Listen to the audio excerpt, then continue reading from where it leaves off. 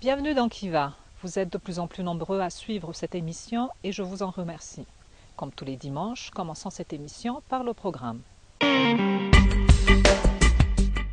Ce soir, vous allez apercevoir Gribouille, le Ridgeback d'Agathe, suivi par les explications de Fitch sur l'importance des randonnées. Dans la partie alimentation, suivez le court-métrage sur la façon d'utiliser les croquettes Royal Canin. Et enfin, Angie Ranjiantsu nous présente le Amstaff.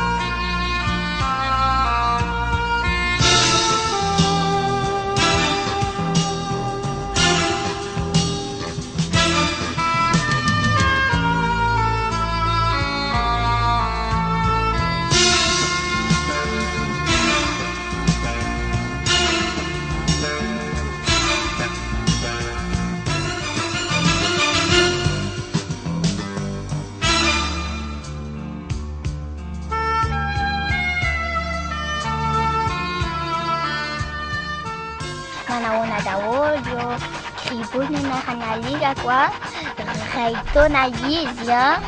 Inona ny rasiny ty? Reo deuxième Ridgeback, Avy aiza izany alika izany? avy any Afrique du Sud. Dia inona nataondry miaraka amin'ny Gribouille? Milalao, Dia ovinonareo manao promenade izany nareo koa? milahady, manao promenade, Dia ohatrohatrany ahoana ky ny toetran'ny alika andry? mora tenena be izy. Dia nataondry izy dressage ve izy hoe sao? Natao éducation a? Atao efa manomboka manao éducation izy a, raka amin'ny dresseur avotra. Avotra ny anaran'ilay maître chien baiko anazy. Dia ahoana ky izy io matory rehefa amin'ny alina? Matory raka amin'izah ny ambony. Miara-ndry be izany io alika io e? Sady tena namana? Inona sakafo omendrehan'ny Gribouille izany? Mbola kely izy a, dia mihinana Royal Canin. Dia mety be aminy, tsy manao vary sy laoka izany rehefa manao? Mihinana croquette fotsiny izy.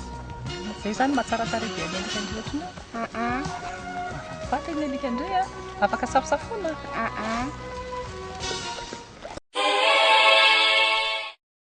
Voilà encore un invité de cette émission ce soir. Si vous êtes décidé maintenant à faire participer votre chien à cette émission, appelez-nous au 032 04 874 35. À présent, passons à la partie éducation. Ny sujet resahan'ny fetratsika androany dia ny randonnée canine na ny atao hoe balady canine zany. Manantitra trano ny araba ho antsika tsirairay ny tokantrano izay mpanaraka tsy tapaka nyity fandaharany ity. Araky ny voalaza teo dia ny mikasika ny randonnée canine no hoentina hazavaina amintsika eto androany. Marina tokoa fa ilain'ny alikatsika ny randonnée na hoe balady canine tsy ny alika rery ihany no mila an'io fa na itsika mpakafy sy mpikarakara alika ihany koa dia mila an'io.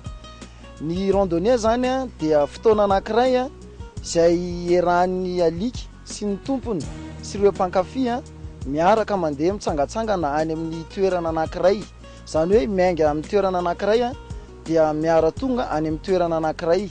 Izy io zany a dia fotoana anankiray a ahafahan'ny alikatsika ihany koa manao fanatanjahantena, zany hoe amin'ny resaka fizika zany.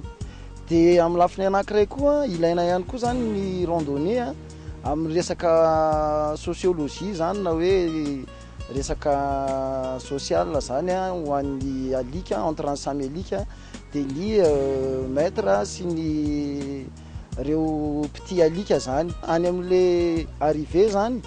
Dia eo zany koa mba afaka mifampidinika ny maître na koa hoe ireo tompon'alika zany amin'izay hoe fifanakaloza-kevitra amin'ny fikarakarana ny alika, inona ny hoe mahatsara ny alikatsika, na ara-pahasalamana io, ara-tsakafo io. Zany hoe tena fotoana anankiray zany ahafahana mivelabelatra kokoa sy mampivelabelatra ny sehatra alika zany. Dia io koa fotoana anankiray koa izay isitahan'ny alikatsika amin'ny toerana izay mahazatra anazy.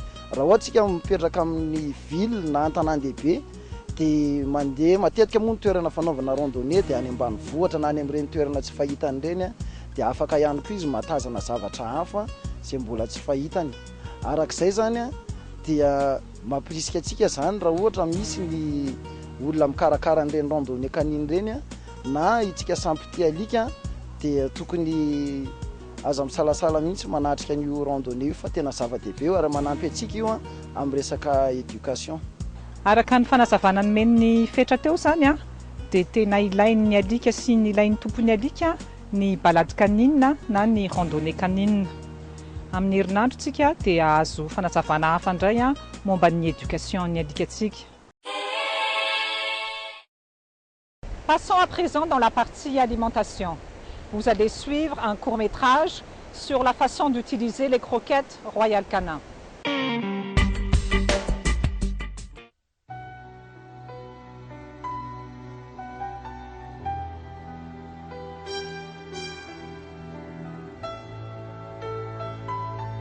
Damerniain. Ay, tondra clé vaovao any anadako mbola nahazo alika dia tsy tia hampiasa vary sy laoka izy fa rehefa resaka latra hampiasa croquette izy. Tonga soa aty amin'ny Royal Canin zany ianao. Inona kay ny rasin'ny alikanao? Ridgeback efa bola. Fefa nihinana Royal Canin tany amin'ny tompony dia tiany tohizana Royal Canin fa tsy te sahirana hikarakara vary sy laoka izy. Raha Ridgeback zany ny rasin'ny alikanao dia catégorie ana maxi. Maxi alika entre 26 et 44 kg rehefa adulte. Dia ny tsara fatarina ny alikanao mbola 4 mois donc en pleine croissance izy dia ny sac de croquettes mety aminy le Maxi Junior. Maxi Junior sac de 15 kg natokana ho an'ny alika entre 26 et 44 kg rehefa adulte. Rehefa manome sakafo ny alika ianao dia par rapport amin'ny poids ny adulte foana, izay foana zany ny fanomezana sakafo ny croquette Royal Canin. Dia avy eo izy en pleine croissance Maxi Junior. Ny zavatra fatarina tokony fatarina voalohany dia rehefa manome sakafo ny alika croquette Royal Canin ianao dia par rapport amin'ny poids rehefa adulte. Ty Maxi Junior ty natokana ho an'ny alika entre 26 et 44 kg une fois adulte, rehefa adulte izy zany. Dia izy ty hoaniny mandritra ny croissance izay tapitra rehefa tonga 15 mois izy. Amin'ny côté amin'ny kitapon'ilay lasaka anankiray ianao mahita ny fomba anomezana anazy na ny hoe ny dosage le croquette tokony ho an'ny alika par rapport amin'ny volany. Nenao zao efa volany izy, eto amin'ity efa volany ity ianao zany mijery manana gobelet doseur zay ohatran'ity hifaranao anazy. Izy ity rehefa manome azy tsy atao ohatran'ny fatrambary le bontsina be ohatr'izao fa araha foana zany. Avy eo eto amin'ity kitapo ity zany jerenao le niteneniko teo ty ny volana dia jerenao ny lanjany une fois adulte izy. Raha Ridgeback zany lasa vaky moa le Ridgeback anao? Raha Ridgeback là zany entre 38 et 40 kg rehefa une fois adulte. Donc jerentsika 4 mois jeretontsika 38 kg à peu près 400 grammes no omenao anazy. Ny eraky nyty gobelet doseur ty raha ohatry ny teneniko teo 100 grammes. Donc ny efatry nyty zany 400 grammes. De le 400 grammes io zaraina telo satria ny alikanao mandrapatonga ny 6 mois mbola misakafo iny telo maraina atoandro de hariva. Zaraina telo zany iny. Raha ny 400 grammes zaraintsika telo de manome à peu près calculetsika manome 133 grammes zany. Donc eraky nyty plus ambanimbany kely mety.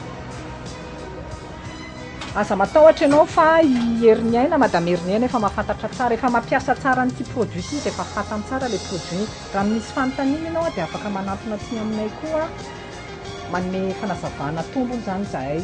Zavatra tsy tokony adino koa ty sakafo ty croquette alimentation sèche dia tokony tsy maintsy asiana rano, gamelana rano madio foana zany eo ampitany ny gamelana croquette. Ny avantage ny olona mampiasa croquette Royal Canin voalohany indrindrany ny gagner espérance de vie ny alikanao entre 3 à 5 ans. Dikan'izany ny tombo-piainany zany mitombo telo na efatra taona. Faharoa manarakaraka an'izay efa repas complet izy ty, efa équilibré. Ny nutriments ilain'ny biby rehetrarehetra zany bibinao ny alikanao efa ao anatin'ity croquette Royal Canin ty daholo. Ao anatin'ny calcium, ny vitamine, ny oligo-éléments, ny protéine, etc etc. 50 ingrédients ny ao anatin'ity mahatonga nyty hoe complet. Royal Canin, l'unique marque de croquettes de haute qualité disponible à Madagascar pour votre chien. Les croquettes Royal Canin sont fabriquées à partir de matières premières rigoureusement sélectionnées et dosées pour obtenir un aliment parfaitement équilibré. Si vous voulez lui donner le meilleur repas, donnez-lui du Royal Canin. Il n'est jamais trop tard pour commencer.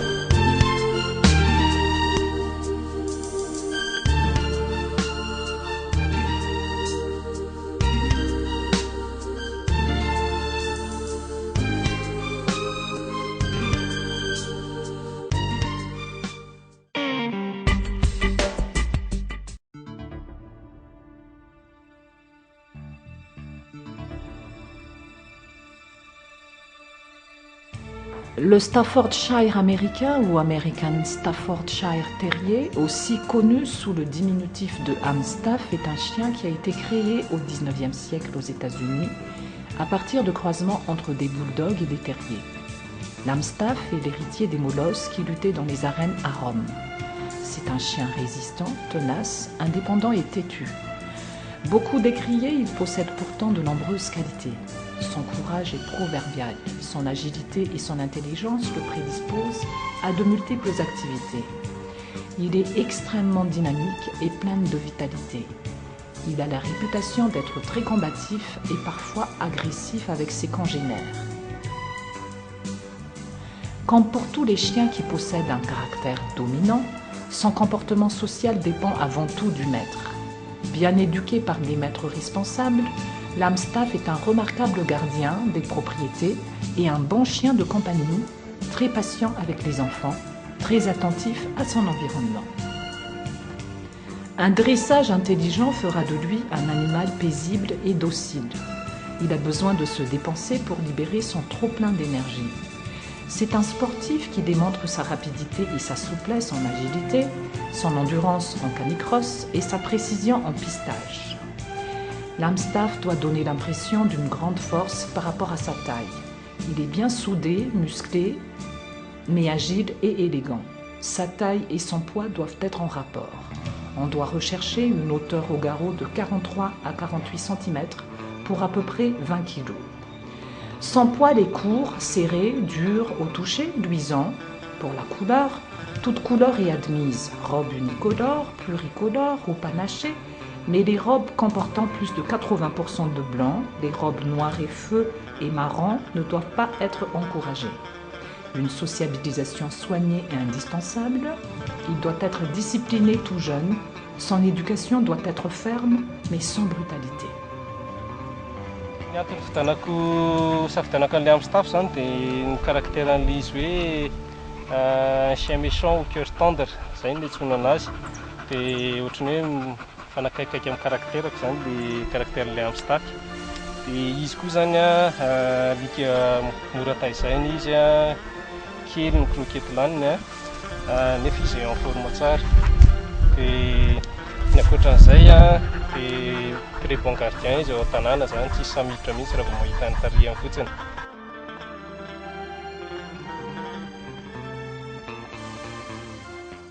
C'est déjà la fin de l'émission. Je vous donne rendez-vous la semaine prochaine, le même jour, à la même heure.